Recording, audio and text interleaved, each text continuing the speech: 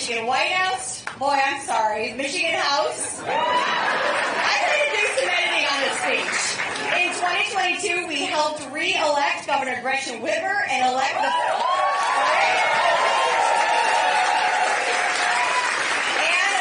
first pro-public education legislature in 40 years. Those two elections led to the Biden-Harris administration's massive investment in our local public schools through American Rescue Plan. At the state level, we've seen the Democratic trifecta pass record budgets, free universal school meals for every student. All right, we're going to keep going. Restore collective bargaining rights for educators. And so much more. None of these great things could have happened without the educators coming together to take political action to create a brighter future for our profession, our students, and our state. Now, there's still more work to do, and we cannot go back. So it's game on for Michigan. It's game on to protect public education and this momentum in the state. It's game on to re-elect Hillary Scholten to Congress. It's game on to elect Alyssa Slotkin to the U.S. Senate. And it's game on to elect Kamala Harris and Tim Walz to lead our great nation. And we see what we can do when we all work together. Now, we like winning, don't we? Speaking of winning, I'd like to acknowledge some of our amazing friends of public education and educators who have helped make all of this happen. So let's give them a warm clap and welcome a celebration. Congresswoman Hillary Scholten, Massachusetts Congresswoman and Democratic Whip Catherine Clark,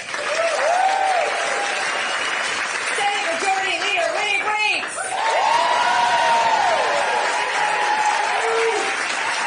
State Representative Rachel Hood,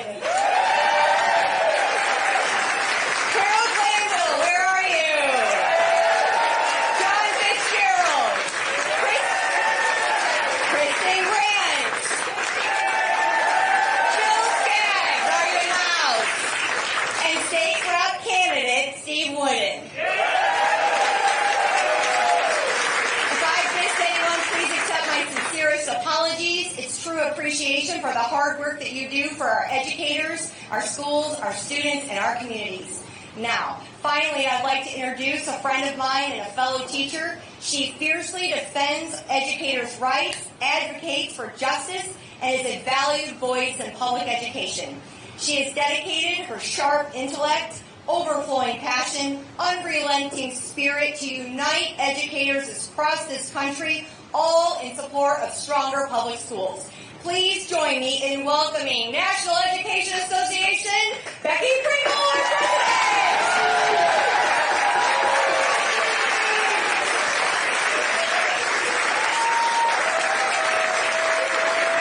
Wow. So, I don't know, ladies, are women taking over the world?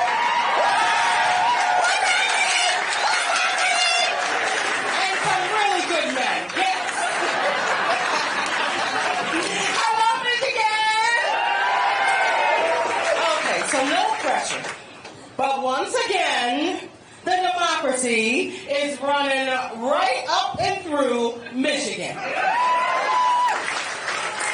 When I was growing up in North Philly, yeah. Go Birds. I went to a small Black Baptist church, and the tradition of the church was for the children of the church to take pieces, all the pieces. Christmas, Easter, Mother's Day, Children's Day, with the pieces. I had 8 aunts who all thought they were my mother. So every time they came into my house, they said, get up on the landing, Becky Sue, and say your piece. By the time that they came for me to say my piece, I was sick of it. They called me up to the front of the church, and much to the congregation's surprise and my family's horror, my knees began to buckle, and I bolted from the church. Well, my father came after me. He's from the spare the rod for the child generation. Yeah, you know what I mean. So when he said, Rebecca, when he called me when he was really mad or very serious, he said, Rebecca, look up at the sky. The sun is still shining, and it will rise again tomorrow. With his encouraging words, I went back into the church and I said my piece. The beginning words of which I remember to this day. When rising storms to quell, when opposing waters swell, keep a plugging away. When the hills are high before and the paths are hard to climb, keep a plugging away. So those are my words to you today, Michigan. When you think you can't knock on one more door or volunteer one more phone bank, I need you to keep plugging away. When you think you don't have time for one more conversation or to register one more voter or attend one more rally, I need you, Michigan, to keep plugging away. That's what I mean. When you think you can't, I need you to know you must. 61 more days. Every contact, every conversation, every coffee clutch, every call could make the difference. The difference between having a president who is a convicted felon, really, are we here? Or an inciter of insurrectionists, full of hate and vitriol, full of himself. Or a president and Congress, we're delivering that, and Senate, because guess what, Michigan, we're going to win all the things. We want a president who sees us and will defend voters' rights and women's rights and LGBTQ plus rights and workers' rights and union rights and environmental rights. We already know that Kamala Harris and Tim Walz will continue taking on student loan forgiveness and investing in strong public schools. They'll unite us around health care and food and housing security and economic justice. They will lead from a place that reflects their belief in the beautiful, diverse tapestry that is in this country. They believe in the poetry of our Constitution. We the people, we the people, we the people, all of us deserve that right. So I need you to embrace the words of an old Negro spiritual. I don't feel no ways tired.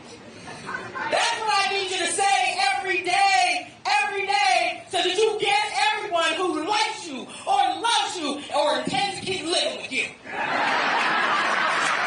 So vote and volunteer again for Tim Walz and Kamala Harris and all of the pro-public education candidates up and down the ticket. We will not be no way tired. We won't go back. The only way is forward because our children, our babies are depending on us to be worthy of them. And there's no one more worthy than the First Lady of Minnesota.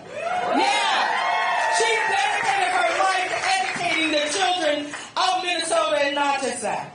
Advocating for kids outside the confines of her classroom so that all students, all of them, have equity and access, resources and supports so they can live into their brilliance. Gwen spent her entire career working in public and alternative and migrant schools, so she understands that the inequities built into every social system in this country has an impact on whether our students can come to school ready to learn every day. That's why she's dedicated her life to equity and access for all students. And she uses her teacher voice every day, to fight to make it so. Please welcome Gwen Walz.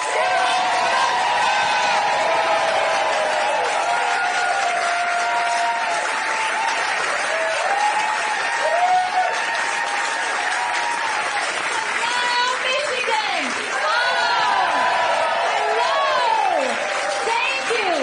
I am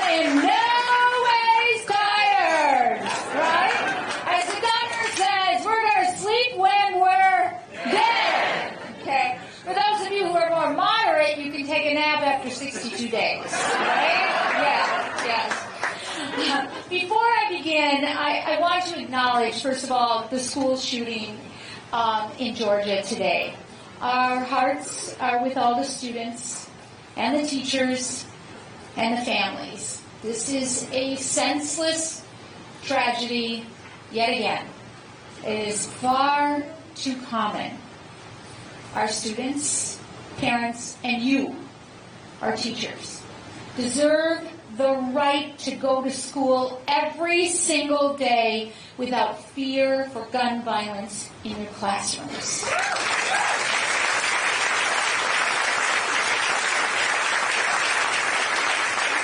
We have to say this, and we have to say it every chance we get.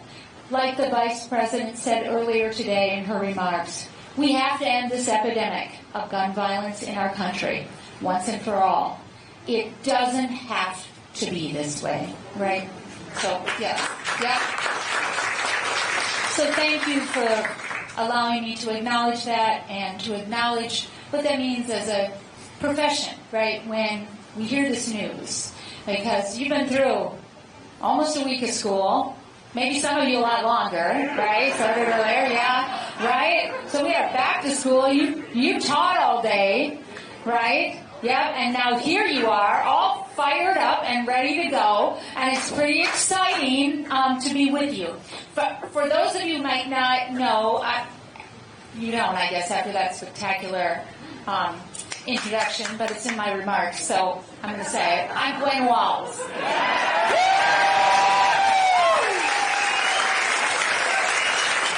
And most importantly, I'm proud to be an educator for Harris.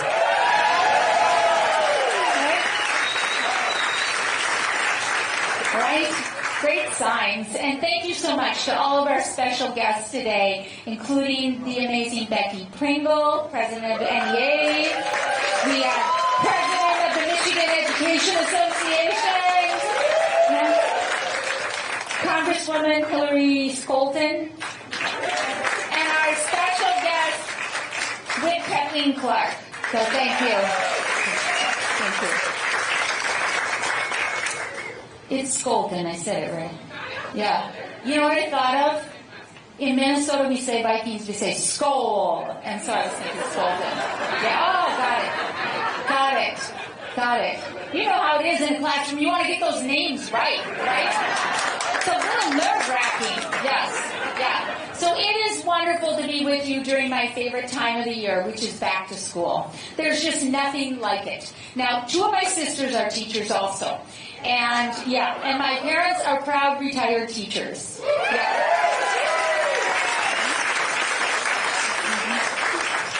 One of my sisters in the medical profession, a doctor of physical therapy, and my parents wonder why they failed there.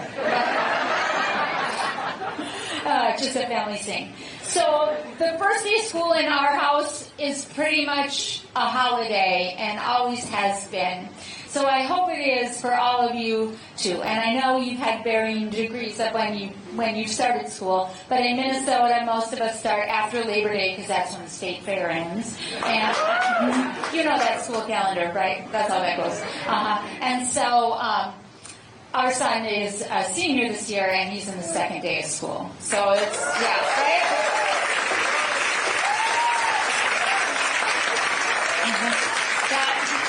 Yeah, go Gus, that's right. There is, do any of you feel this gravitational pull? It happened shortly after the 4th of July. You could be in any store, like Target or CVS or whatever, and suddenly you find yourself in that school supply aisle. Yeah, right? You're looking at pens, you're looking at notebooks, you're looking at folders. Yeah, we all think alike. You're looking where you can get that folder for a dime because you're buying them for every student who's not going to have them in your classroom, and that whole thing. That still happens to me, and it is a gravitational pull I feel in my bones. Now, it's a little harder with Secret Service, but it is, but I still feel those pens and pencils and notebooks in my very bones. And yesterday sending Gus off to the first day of his senior year was a real milestone for us. It was kind of my very first last day of school as a mom, right? You know, you count those things, right? And so now you all are going to have to share your first day of school things with me vicariously, because I don't know how I could ever live without that first day of school thing. And I appreciate all the school stories that so many of you are sharing with both Tim and I in so many ways. Please keep doing that, because to know you and to know your students is part of the important power that we feel as educators, right? It is part of that community, and by telling stories, we know that. Now, I met Tim as a teacher. We were teaching in Nebraska, and our school didn't have a lot of real money or resources or anything, so they took the old choir room and they put a divider right down the middle, and they put him on one side and I was on the other side. Right? Anybody teaching in a room like that this year? Yeah. How many people have taught in a closet? I know. I hear you. We are with you. Yeah, and those are not part of your back-to-school dreams, are they? Do any of you still have those back-to-school dreams? I know teachers who, yes. Is it that you are late and overslept on the first day? Yeah. Or are you for uncontrollable kids sometimes? That's a nightmare. That's not a dream. No. Just kidding. Just kidding. But we all have them, right? Because in our mind, we're just thinking about that school year. We're thinking about what that means for all those kids who are coming to us, right? Because nothing beats that moment when that classroom is filled with our learners for the new year, right? And our lessons are ready. Right? They're ready? I know just what you're saying. I know just what you're saying. And there's laughter in that classroom, too. But most of all, there's unlimited possibilities in the air. Possibilities of what is to be at yet another brand new school year. And that's sort of how this election feels to me, too, right now. It feels like unlimited possibilities, like the beginning of something, like there are clean chalkboards and whiteboards out there and notebooks, you know, without the covers torn off, and just all of those things. We are feeling the joy and the hope, and we are ready for that fresh start. We are ready for a new way forward.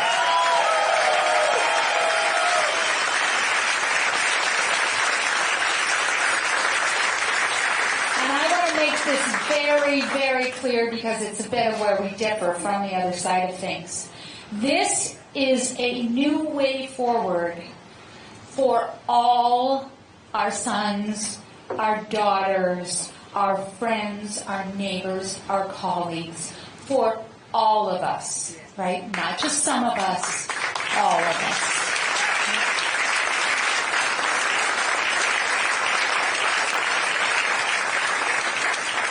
Now, I'm an English teacher, you know, so pronouns matter, right?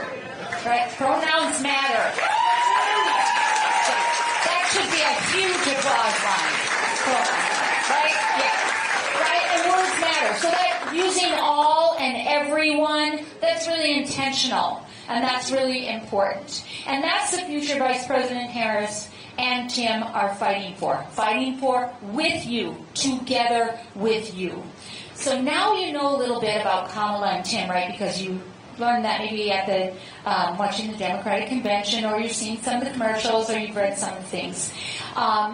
So I wanted to just take a minute, because I believe in building relationships with my peers and colleagues and people that we're going to work hand in hand with.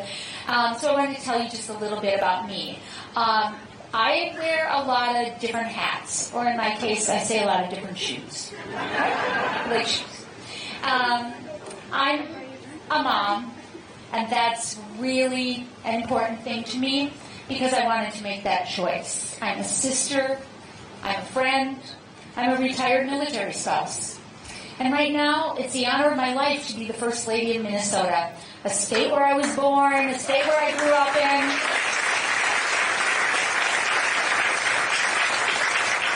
you fly just over that big lake, you're going to end up in that other state that starts with an M. We have a lot in common. But for so much of my life, I've been a teacher. Tim and I often say this. We say that teaching is not just what we do. It's not just the career that we chose. Teaching is who we are, right? You know this. And so when we met in that divided classroom in Nebraska, he was teaching social studies, I was teaching English. It was a shared classroom, and you know, it was louder on that other side of the classroom. Really, a lot louder. Okay? But we knew this. We both believed that education had the power to be transformative for everyone. And that's what we shared, right? That's what we shared. And that's how we began building our relationship together. It was a common view that we shared about students and a passion for education. And we saw it firsthand, because this is how it worked a little bit. We had a student named Waylon, and Waylon was on the football team. You all know the coach part of that thing, right? And that year, he was in my English class. Now, Waylon was brilliant on the football field. You know this story, yeah. But it was difficult in my classroom. What I didn't know when the school year started, and neither did Tim, was that Waylon was reading way below grade level. You know this story too, yes. Right? And he was acting out because he didn't want his peers to know that, and he didn't want me to know that. And the school had this rule that if a student was failing a core class, you couldn't do what? Couldn't play sports, right? And what do you think was keeping Waylon in school? Football, sports, right? So, yeah. So we had a problem there.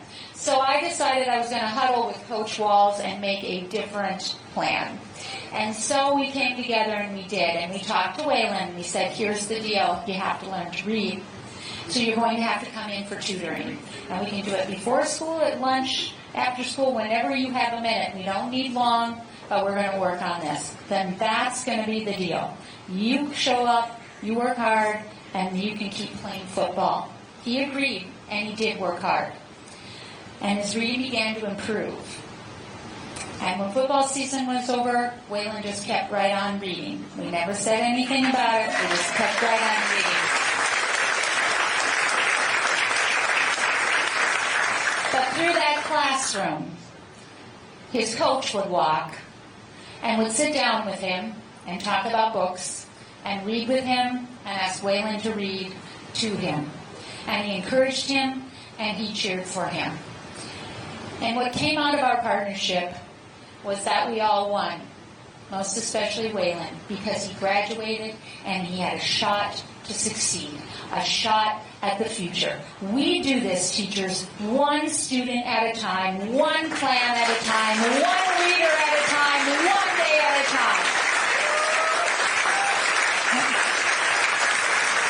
Because we believe in our bones that everyone deserves a chance to get ahead. It is the most important gift we can give to a child. And it is a vision that Tim and Vice President Harris also share.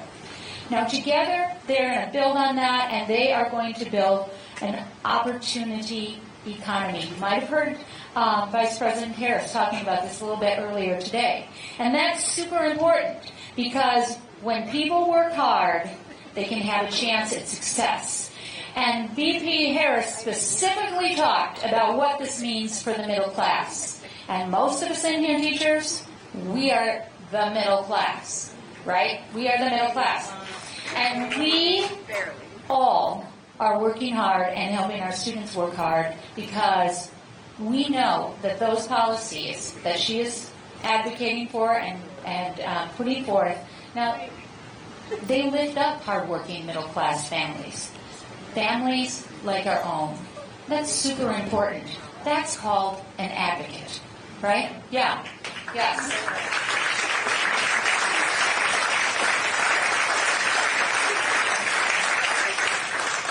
Now, Trump and Vance see this differently. Their Project 2025 agenda would devastate a generation of students. Let's just be really clear on that. From slashing public school funding, right, like completely, to telling parents what books their children can read. Now, I'm just going to say, I have not seen in all of the information that I have looked at any sort of degree in education, curriculum, or instruction for either Mr. Vance or Mr. Trump.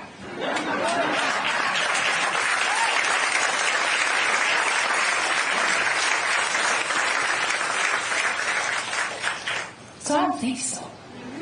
I don't think so. But that's not all. Trump and Vance want to radically reshape the world those students enter. They'll cut taxes for the ultra-rich while raising taxes on the rest of us.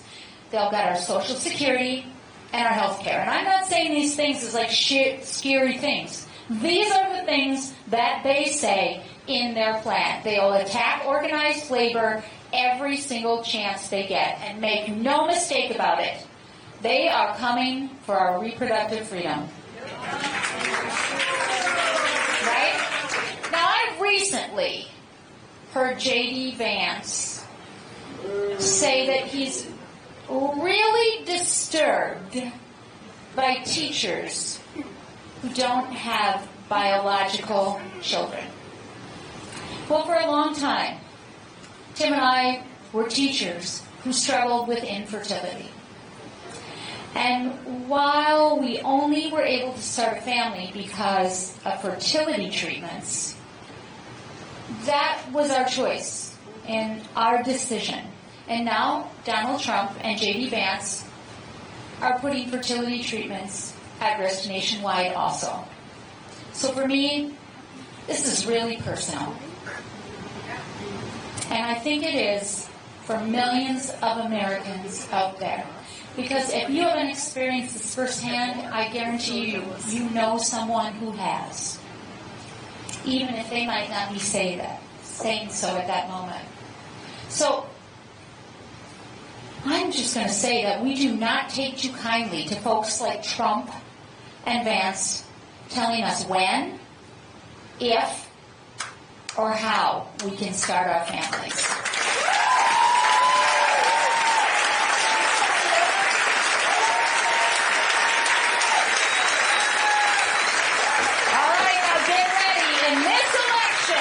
We are going to send them a message loud and clear that they cannot miss. So I'm going to use my teacher voice here. And then I'm going to ask you to join me in using your teacher voice here, right? So Mr. Trump and Mr. Vance, please mind your own business. All right, try it with me, teacher voices. Mr. Trump, Mr. Vance, please mind your own business. All right.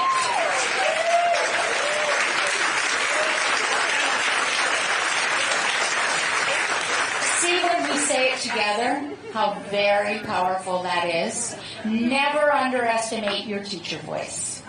The school year is just getting started. I mean, we only have 62 days until the election. And teachers know that days and minutes count. I mean, we are the ones who plan our day in 3-minute increments, 5-minute increments, and 10-minute increments. Right? Every minute counts. And you're sticking with that, right? You have it detailed. I know it. I do it too. So we also know how to maximize time. And we know how quickly it can go when there's lots of work to be done. So I'm asking you, if you will be lesson plan purposeful with every minute from now until the election and help make them count. Will you? Yes!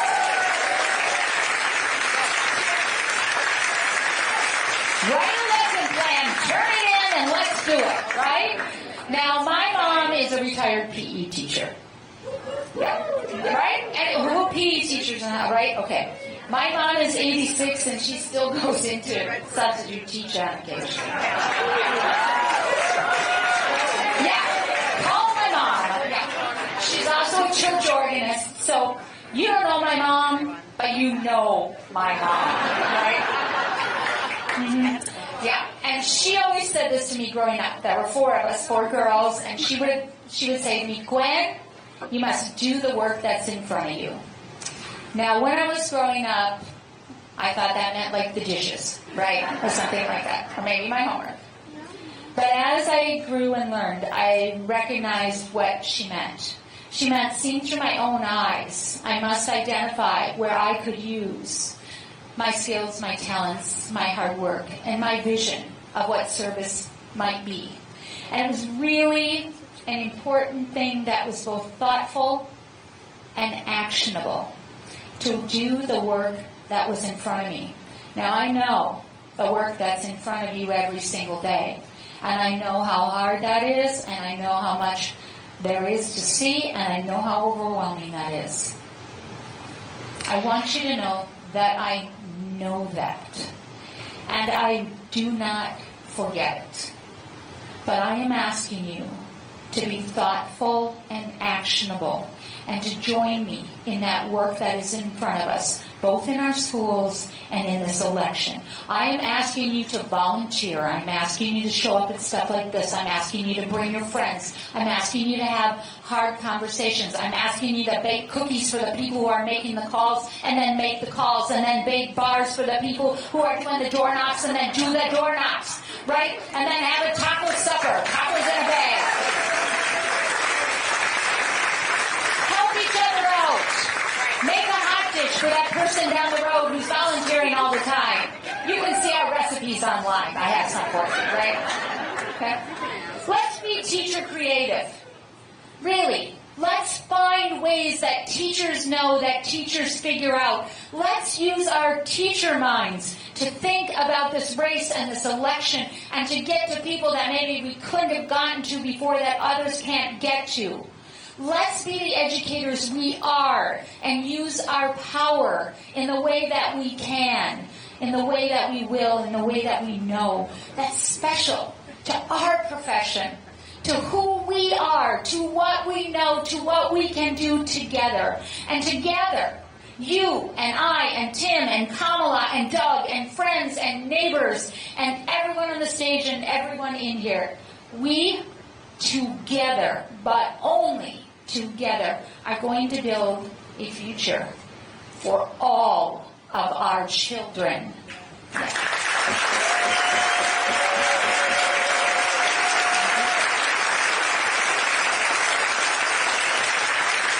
Last thing, never underestimate the power of a teacher.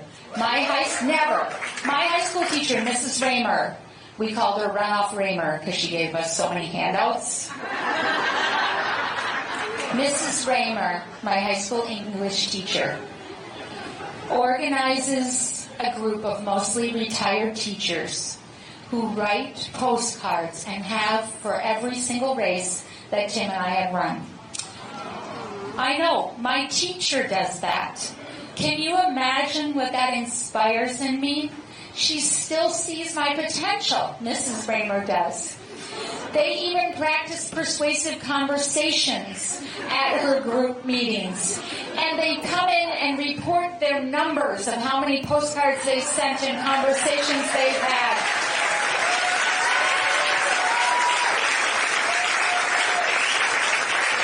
And they write it down in a thing that looks like a grade book, one of the old grade books, right?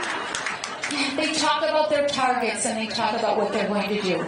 You know why? Because Mrs. Raymer believes in me, and she believes in Tim. And that gives me all the confidence I need, because my teacher knows I can. She knows I can. I know you can. I know we can. Thank you, Mrs. Raymer. Thank you, teacher. Let's win!